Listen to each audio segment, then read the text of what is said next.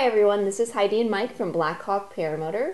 Today we're going to film probably our most important tips and tricks video we've ever done. Today's discussion is going to be what to consider or look for when purchasing your first paramotor. One of the biggest questions we get when people call in to talk to us about purchasing a paramotor is whether or not they should foot launch or fly a quad. And so after all of these discussions with various people of all ages, we've kind of come up with things that you should look at or consider to make that determination. So Mike, what would you say to people that are contemplating between purchasing a foot launch versus a quad setup? The first thing I ask a potential customer is, what is your age? Not so much your weight. And why is that? A lot of people think that this is a younger person's sport, and it's not. The average age person buying BlackHawk gear is 55, and their average weight is 220 pounds. It's not a young person. So why is age such a huge factor when determining, the setup, foot launch versus a quad? Well, the older you are, the less shape you're in, for one.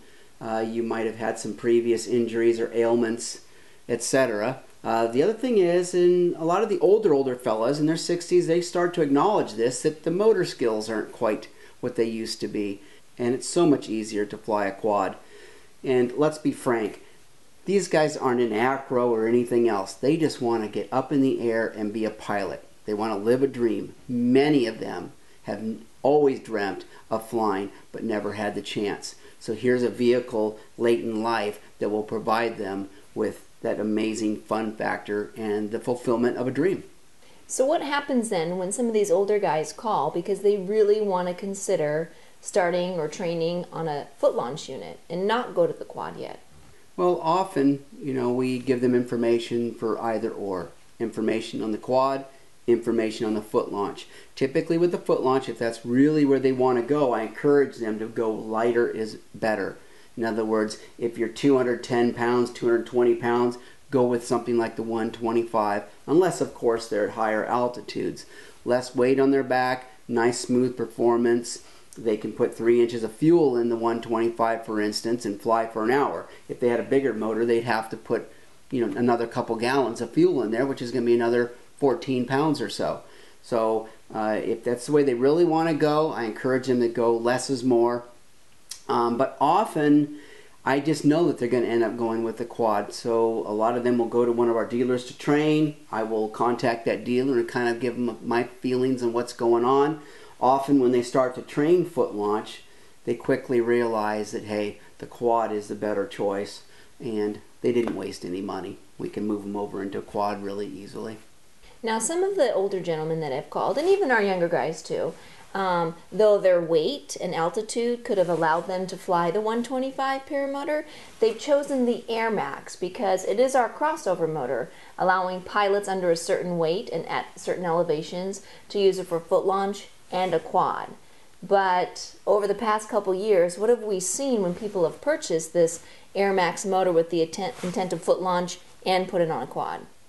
Well, first off, that is a good move for some people because they can go either or.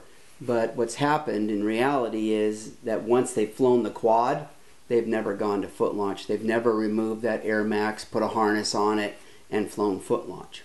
No. The only time I have seen that happen is when there's maybe an older father and a son, and the father will take the Air Max up on the quad, but the son will put the foot launch harness on and then use it for that. But that's really the only time I've ever seen that. Correct. And in all the cases that I can think of, the father's son ended up just getting the son his foot launch, and the dad ended up with the Air Max with the quad, or Revolver with the quad, and that way they were able to fly together. A lot of father-daughters this year too.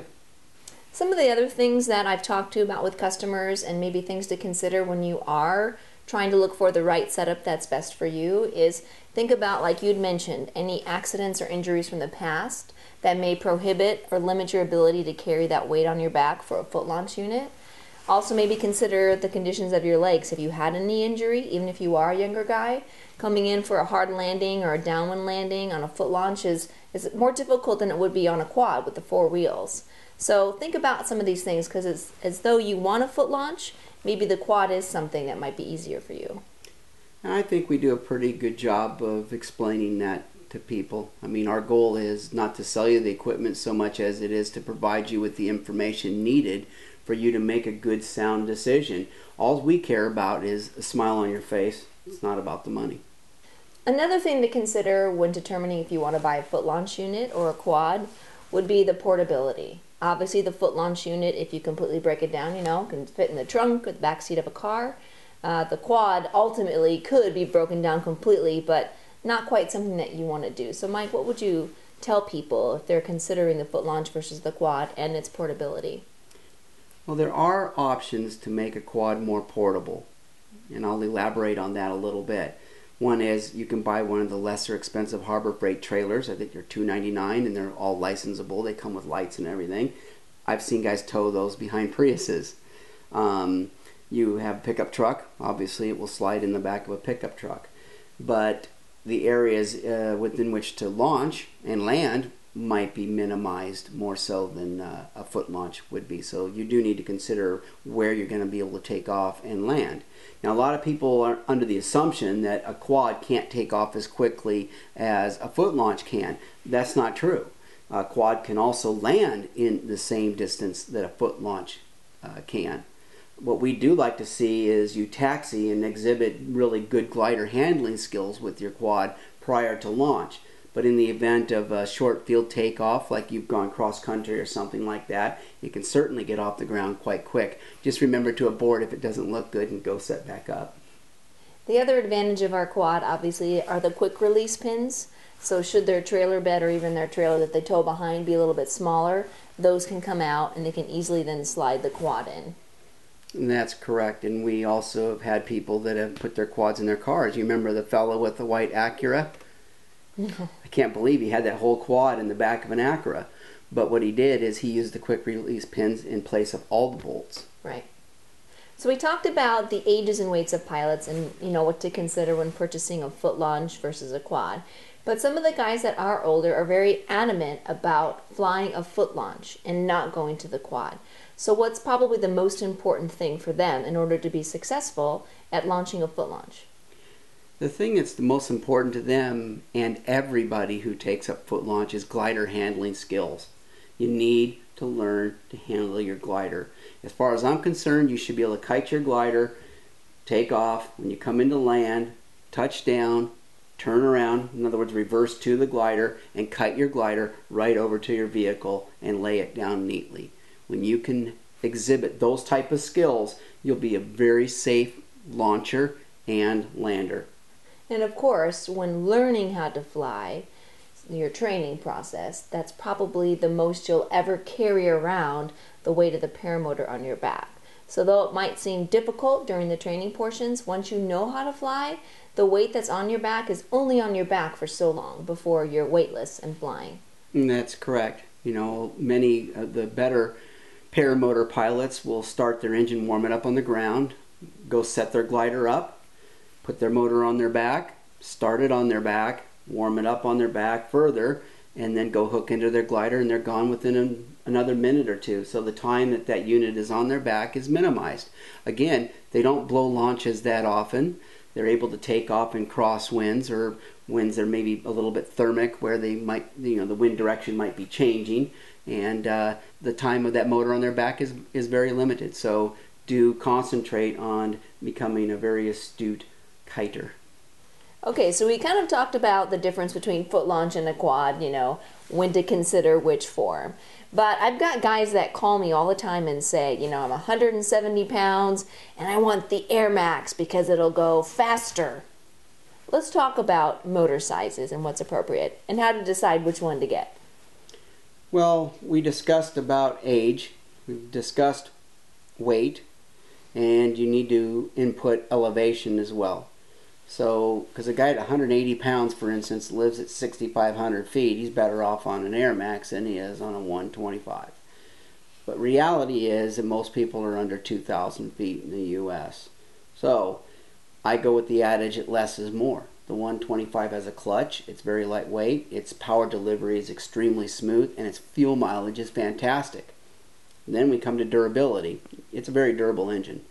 For those that ask that question, and I simply state that for one, bigger motor only gives you a higher rate of climb. It does not make you go faster. That's only relative to the glider itself.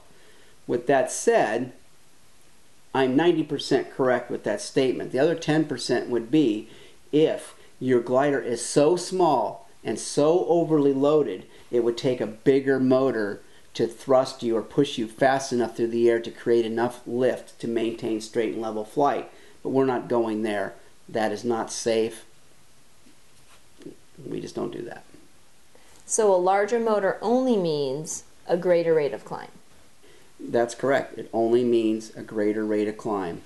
We only fly from 4 feet off the ground to 250 feet on average.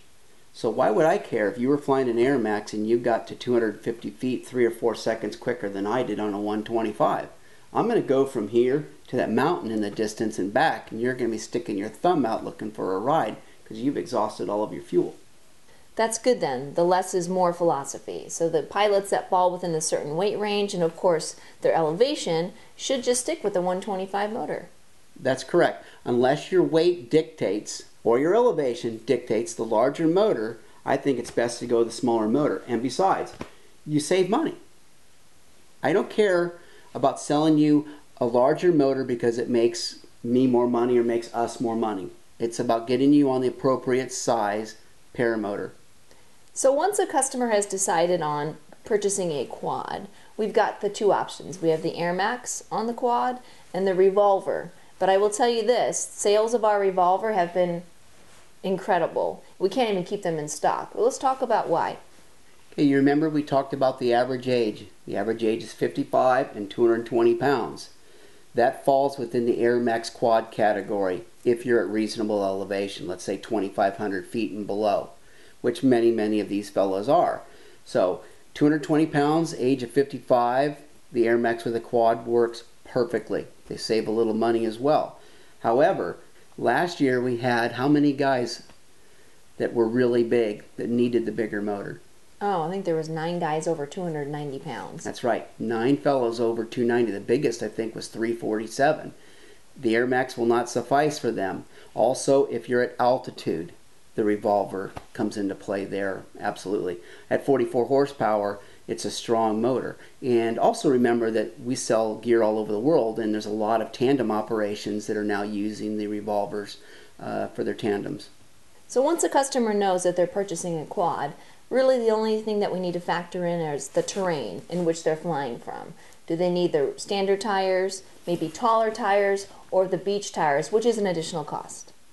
That's correct. You know, we have the smaller diameter, polished CNC'd wheels, which really look nice, but for the deeper, toughy kind of grass or plowed fields, etc., the next size up is the better choice. The taller tires have become quite popular. They're a little bit heavier. They do have tubes in them, which is better for thorns in my opinion. They're better at rolling through plowed fields or uneven terrain for sure. And then we have the gray beach tires, which are made for sugar sand. I don't recommend those anywhere other than deep sand. So just to be clear, in regards to the Revolver, this is a paramotor that we do not recommend you try foot launching. Yes, absolutely not. It is much too heavy and much too powerful. It's not for foot launch. Doesn't matter how big you are, because we have had some guys that are in their 300-pound range that want to foot launch it. It's not a foot launch motor. Quad specific. So someone has decided that they want to purchase a foot launch paramotor, and often they call various dealers and they're told what to get. How do we address this here at BlackHawk in regards to customers and them calling in with questions about what paramotor to buy? First off, we look at the age, and then the weight, and then the elevation that they're going to fly from. Our school is huge, and I've learned so much from that school, and it's really helped us develop the proper equipment for everybody. Old, skinny, heavy, doesn't matter. We have more products available at BlackHawk than anybody else does. And the reason is everybody's body type, thought process, etc. is different. We have 3 different size harnesses for the higher hang point units. We have the weight shift units. We have 4 different size motors for everybody. So typically you can look at that person, you can talk to that person judge what their athleticism level is, how active they've been, etc. And the one thing we always come back to, and it's the most important thing, is a smile on their face. They're going to spend $8,000-$9,000. All they want to do is get in the air and feel like they were well taken care of and that their equipment is keeping them safe. That includes the glider as well, by the way. So once an appropriate motor size is considered for the customer, there are also different frame options. Let's talk about how we address these options with our customers. That's a really good question. You know, we have several different frames available for the customer. Again, I look at their age and their weight. I don't like weight shift for guys with the bigger motors. I think that they're too torque sensitive. The higher hang points, which ours is really like a mid-level hang point, are easier to launch.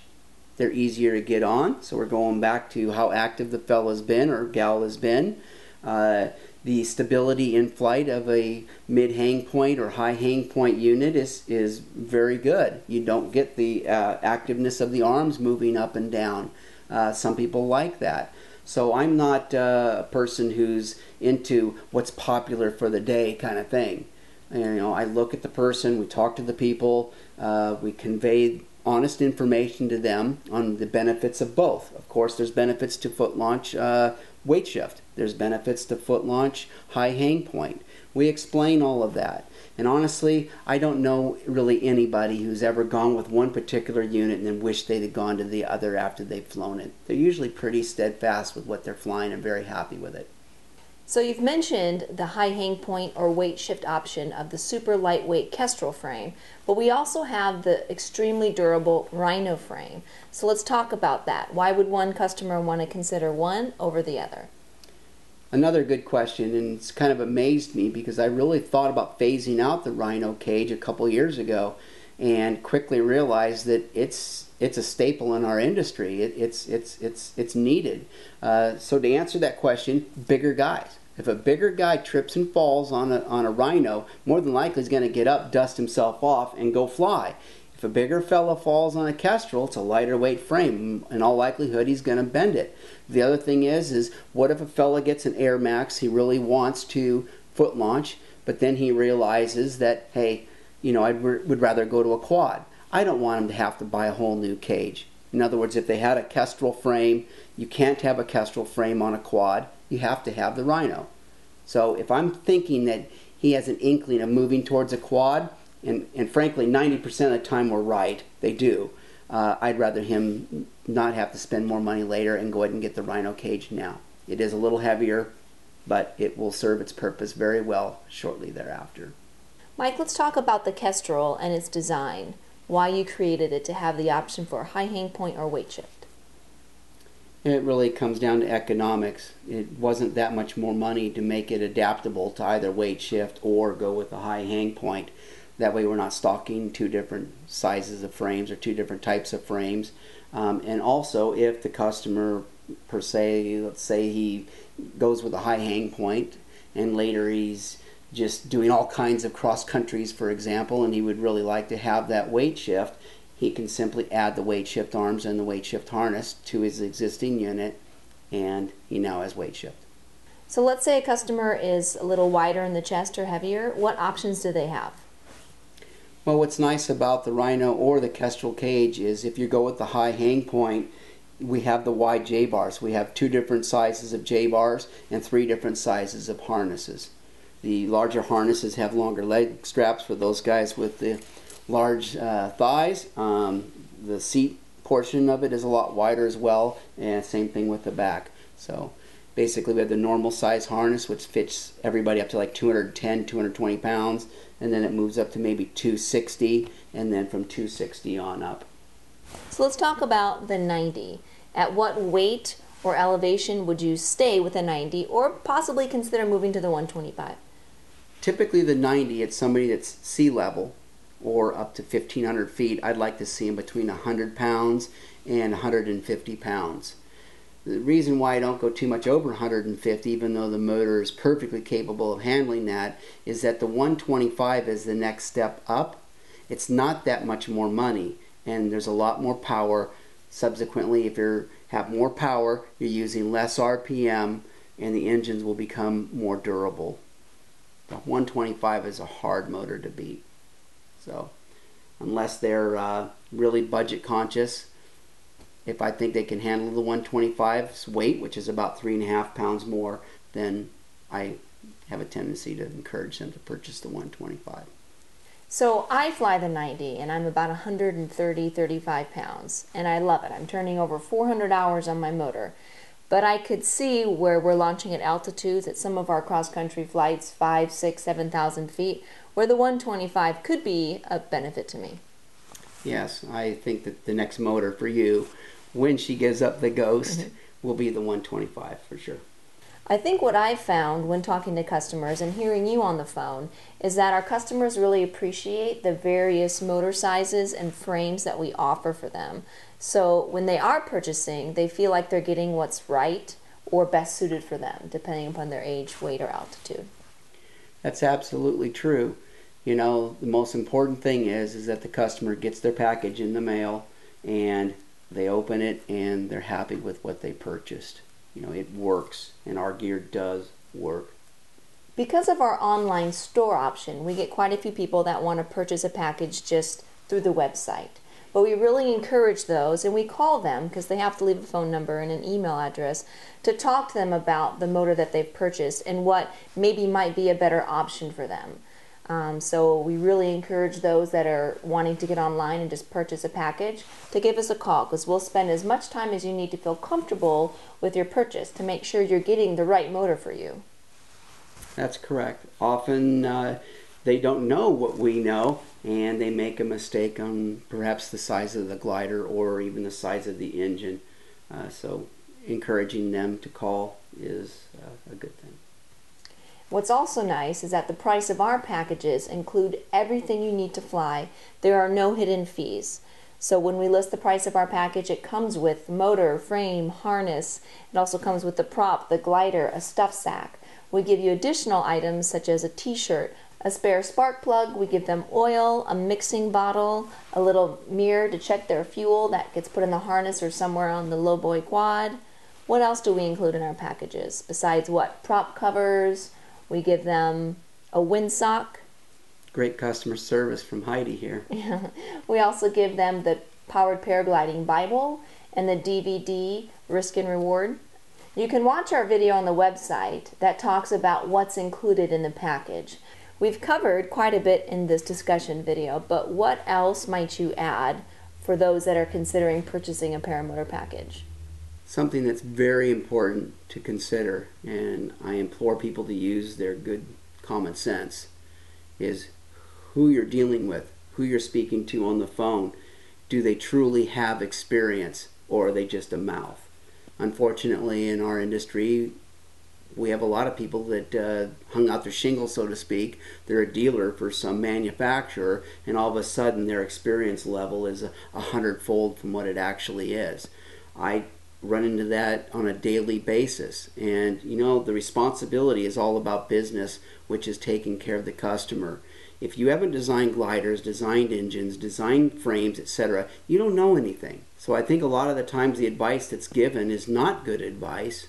It's all about selling a particular piece of equipment and putting some money in somebody's pocket. We don't operate that way here. One thing I'll add to that is, though you spend quite a bit of time on the phone with customers, as do I, let's talk about our price points. What's nice about a customer when they call in to consider one of our packages in regards to the price point of each motor? Well, outside of the motors themselves, they're getting a glider for $1,000. You know, the proof is in the pudding. Nobody sells paramotor packages as inexpensive as we do, and nobody exceeds or matches our quality. I'm firm on that. We're an American company using a lot of American-made products, American-made steel, and I think that anybody should be proud to own a BlackHawk Paramotor. So what makes a BlackHawk Paramotor package so enticing? Well, I think one is the price, obviously. The other thing is that the availability of parts are virtually instant. We house all the parts that are used in our equipment. We can ship in one day. As you know, we ship all over the world daily. The other thing is that we take a hit on the gliders in order to lower the price of the package. An Edge glider is $1,000 to the consumer in a package. The glider costs far more than that to produce. But you do that because that's our way of getting customers into the sky and advertising our gear, because they can recognize our wing in the air. That's true, and it keeps them safe. We know that that glider is the best beginner glider out there, and I feel comfortable selling it to somebody in Portugal, for instance, knowing that that glider is going to do its job. It's going to take care of that person. I'd like to thank you for joining Heidi and I in today's presentation of our buyer's guide for paramotors. If you'd like to know what comes in a BlackHawk Paramotor package, take a look at the video. There's a link below, or you can check it out on our website.